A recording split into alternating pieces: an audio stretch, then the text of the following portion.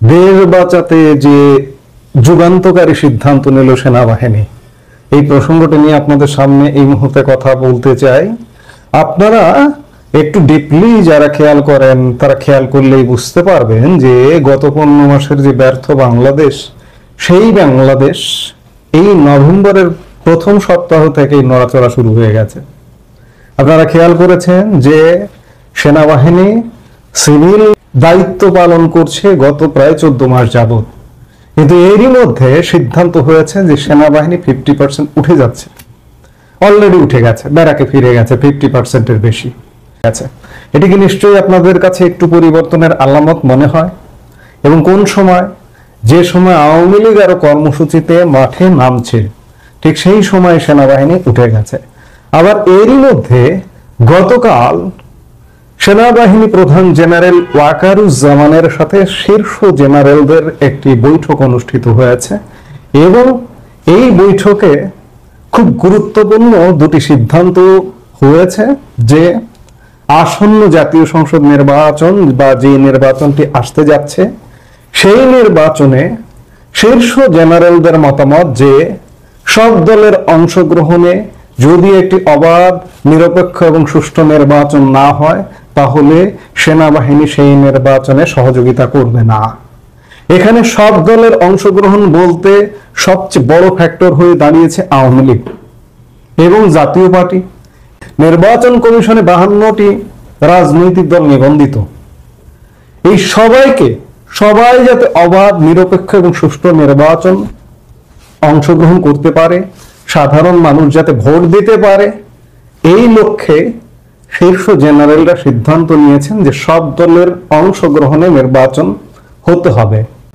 সেনাবাহিনীর আকস্মিক এই দৃঢ় অবস্থান বাংলাদেশের রাজনীতিতে নিঃসন্দেহে একটি ভিন্ন মাত্রা দেবে, নতুন মাত্রা দেবে, তাতে কোনো সন্দেহ নেই।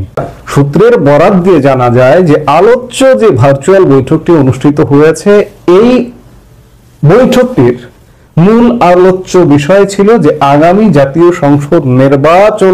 বৈঠক সূত্রে জানা যায় যে quarter master general QMG lieutenant general Faizur Rahman বলেন, একটা পর্যায়ে বৈঠকের একটি অগ্রহণযোগ্য নির্বাচনের অংশ হয়ে সশস্ত্র বাহিনী তার ভাবমূর্তি ক্ষুণ্ণ করতে পারে না।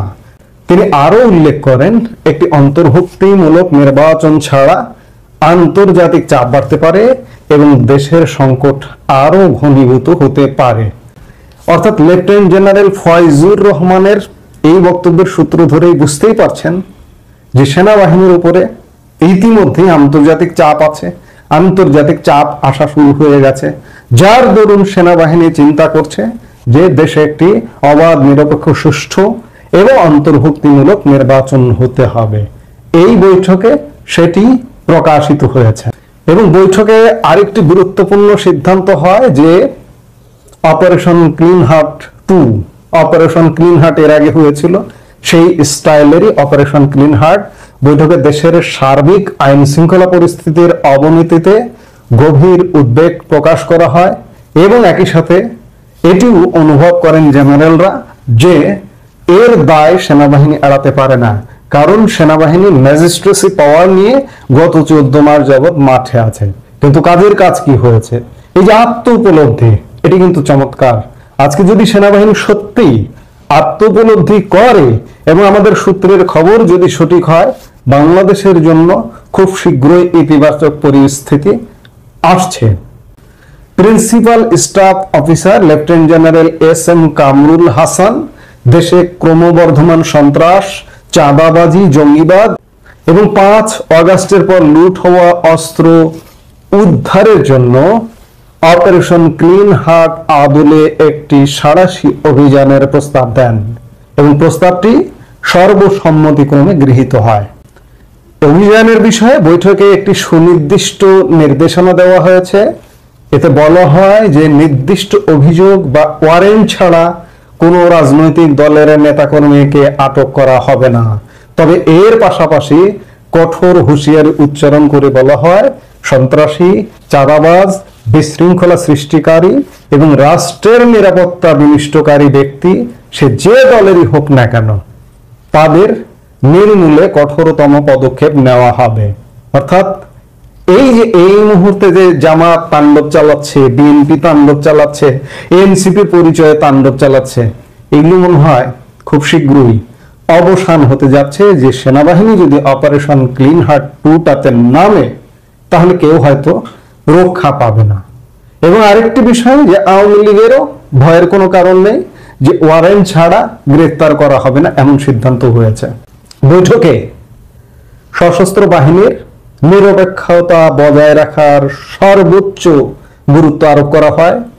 যে কোনো রাজনৈতিক প্রক্রিয়ায় অংশ না হয়ে কেবল রাষ্ট্রীয় নিরাপত্তা ও সার্বভৌমত্ব রক্ষায় নিজেদের ভূমিকা সীমাবদ্ধ রাখার বিষয়ে কর্মকর্তারা একমত পোষণ করেন। এই সিদ্ধান্তগুলো চূড়ান্ত অনুমোদনের জন্য শিগগিরই প্রধান উপদেষ্টার কাছে উপস্থাপন করা হবে বলে জানা গেছে। সশস্ত্র বাহিনীর এই নতুন অবস্থান বাংলাদেশের রাজনীতিতে আমরা গত 15 মাসে যে একটা ম্যাসাকার অবস্থা দেখছি, সেখান থেকে উদ্ধার করবে বলে মনে হয়। এবং একই সাথে আওয়ামী লীগকে যে বঞ্চিত করে রাখা হয়েছে, রাজনীতি করতে দেওয়া হচ্ছে না, আওয়ামী লীগ রাজনীতিতে ফিরবে এবং অত্যন্ত দাপটের সাথে ফিরবে। গত 15 মাস আওয়ামী লীগ বাইরে থেকে আওয়ামী লীগের অবস্থান তৈরি হয়ে গেছে। এখন দেখার বিষয়, এটি যদি সত্যি হয়, তাহলে বাংলাদেশের রাজনীতিতে খুব শীঘ্রই ইতিবাচক পরিবর্তন আসবে এবং বাংলাদেশ, এই যে ডুবন্ত বাংলাদেশ, উঠে দাঁড়ানোর একটা চেষ্টা করবে। নির্বাচন হবে, নির্বাচন অবাধ হবে, সুষ্ঠু হবে, নিরপেক্ষ হবে। তবে এখনো বলে রাখি যে আগামী ফেব্রুয়ারিতে নির্বাচন হবে না এবং ইউনূসের অধীনে নির্বাচন হবে কিনা সে ব্যাপারে এখন পর্যন্ত আমার $1 বিলিয়ন কোশ্চিন আছে। এমন আভাসও আছে যে ইউনূসের অধীনে নির্বাচন হবে না। এখন আমাদের এই সব কিছু দেখতে হলে অপেক্ষা করতে হবে। আমরা নিশ্চয়ই অপেক্ষা করব। এই মুহূর্তে এ পর্যন্ত। আজকে আপনি এতক্ষণে হেডলাইন দেখে বুঝে গিয়েছেন আমি কি বোঝাতে চেয়েছি বা কি বিষয় নিয়ে আলোচনা করব। যে হঠাৎ করে আন্তর্জাতিক মিডিয়ায় শেখ হাসিনাকে নিয়ে এত তোলপাড় কেন, যেখানে বাংলাদেশের কোনো মিডিয়া সাহস করে শেখ হাসিনার সম্পর্কে দুলান লিখে না, যেখানে সারাক্ষণ বাংলাদেশের মিডিয়া ফেসিস ফেসিস ফেসিস বলেই তাদের গলা শুকায়, সেখানে আন্তর্জাতিক মিডিয়াতে হঠাৎ করে এত জয় জয়কার কেন? এই বিষয়টা আলোচনা করার আপনাদের ছোট্ট একটা গল্প বলি, যেটা বঙ্গবন্ধুর জীবনী থেকেই নেওয়া। সেটা হচ্ছে আমাদের জাতির জনক বঙ্গবন্ধু শেখ মুজিবুর রহমান যখন 6 দফা ডাক দিয়েছিলেন এবং উনি জেল বন্দী ছিলেন, তখন ওনার সাথে যারা দেখা করতে যাইতেন তাদের সকলকে নাকি বলতেন যে টেনশন করো না, আমি দ্রুতই বের হয়ে আসবো।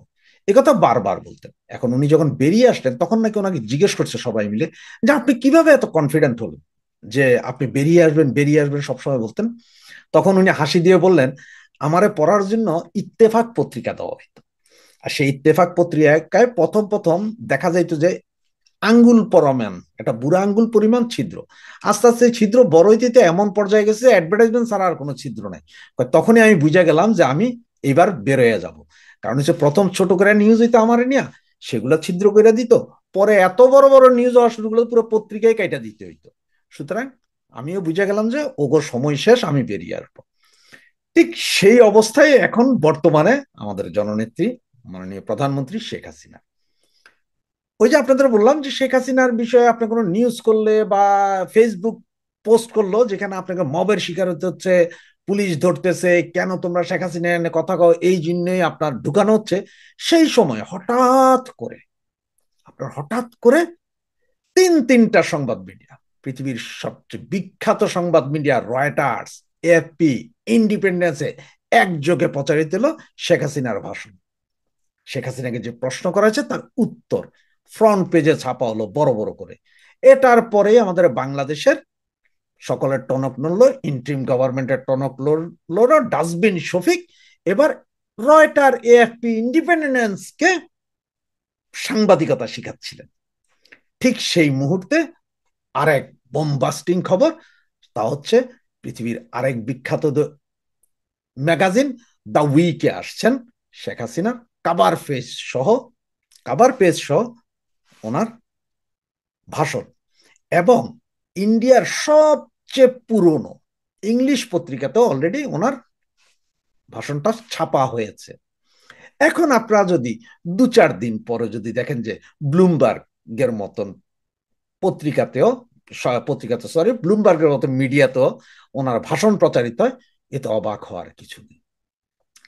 আজ গতকাল দ্য নিউজ ইন্ডিয়ান এক্সপ্রেস, তাও অনেক প্রভাবশালী একটা পত্রিকা, সেটা তো ওনার কথা ছাপানো হয়েছে। দ্য হিন্দু, দ্য টাইমস, এগুলো সবগুলোতে আস্তে আস্তে আসছে। এবং আগামী 2-4 দিনের ভেতরে, মানে 13 তারিখের ভেতরে যদি আপনারা ওনাকে সশরীরে কোনো টিভি ইন্টারভিউ দেখেন, সেটা তো অবাক হওয়ার কিছু নেই। তো হঠাৎ করে কেন ওনাকে নিয়ে সমস্ত আন্তর্জাতিক মিডিয়াগুলো এত হয়েছে, তাহলে ছোট্ট একটা কথা বলি আপনাদেরকে। এটা ছিল আপনার 2024-এর অক্টোবরের 3 তারিখ। অক্টোবরের 3 তারিখ আমেরিকার সবচেয়ে প্রভাবশালী এবং ওয়ার্ল্ডের সবচেয়ে প্রভাবশালী পত্রিকা দ্য টাইম, ওইখানটা ফিচার ছিল যে 1 বছরের ভেতরেই শেখ হাসিনা ফিরে আসবে। শেখ হাসিনা এই প্রাসঙ্গিক বাংলাদেশের জন্য, এবং ওখানের যেই পরিস্থিতিটা বর্ণনা করেছিল যে জঙ্গিবাদী মৌলবাদীদের উত্থান হবে বাংলাদেশে, আর সেটা ঠেকানোর জন্য এক শেখ হাসিনা ছাড়া আর কোনো উপায় নেই। সে পত্রিকাটা আপনারা যদি পারেন, অনলাইনেই আছে, সেটা আপনারা পড়ে দেখতে পারেন। আমার কথা মিথ্যা না সত্য সেটা আপনারা পেয়ে যাবেন। আপনারা জাস্ট অনলাইনে গিয়ে সার্চ করুন অক্টোবর 3, 2024-এর দ্য টাইম পত্রিকা। আমি পত্রিকাটার ছবি অবশ্য দিয়ে দিব, আপনারা ওখান থেকেও স্ক্রিনশট নিয়ে পরে দেখে নিতে পারেন। এই পত্রিকাগুলো যখন 2003-এ 2024-এর 3 অক্টোবর যখন বলেছিল, তখন বাংলাদেশে চলছিল ইউনূস সরকারের জয় জয়কার। প্রতিদিন নিউজ, ইউনূস সরকার হ্যান করেঙ্গা, ত্যান করেঙ্গা, চুদলিং পং করেঙ্গা। এরপর আন্তর্জাতিক বিভিন্ন মিডিয়ায় ইউনূস সরকার নোবেল বিজয়ে উনি চুদলিং পং করকে বাংলাদেশকে ছাড় দেঙ্গা, এগুলা নিয়ে ব্যাপক হই কই কই কই। এবং সর্বশেষ বিবিসি 2-3টা পর্বে এই 24-এর আগস্টে কি হয়েছে, কেমন হয়েছে, জাতিসংঘ কি বলেছে, এগুলো নিয়ে বিশাল নিউজ।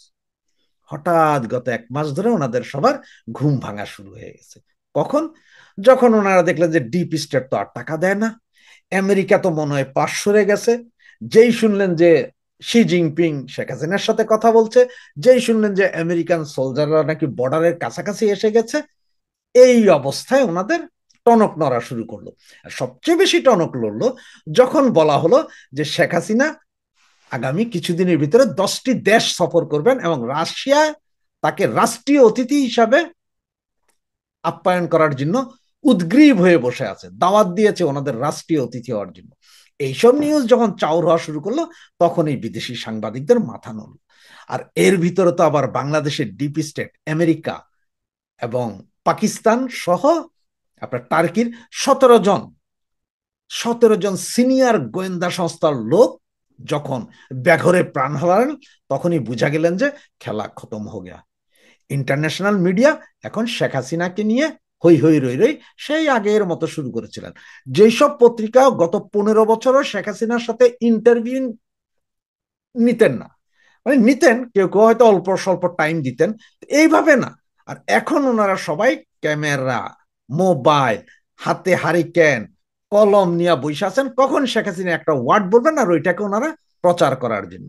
কারণ ওনারাও বুঝে গেছেন যে শেখ হাসিনার হাতেই বাংলাদেশ, এবং ইন্টারন্যাশনাল মিডিয়াগুলো ঠিক সেটাই বুঝিয়ে দিচ্ছেন যে আর বেশি দেরি নেই, শেখ হাসিনাই বাংলাদেশের প্রধানমন্ত্রী রূপে আবারও ফিরে আসবে।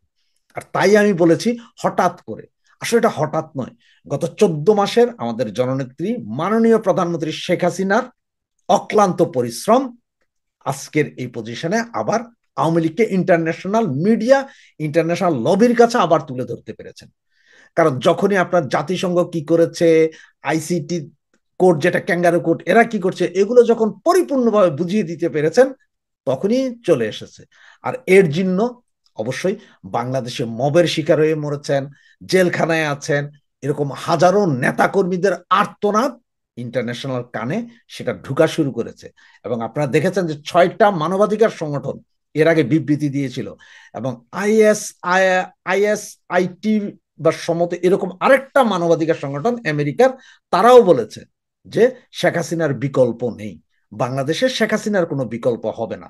এই কথাগুলো যখন ইন্টারন্যাশনাল মিডিয়া দেখতে পারলেন, তখনই ইন্টারন্যাশনাল মিডিয়া ঝাঁপিয়ে পড়লেন আমাদের জননেত্রী শেখ হাসিনার বক্তব্য নিতে।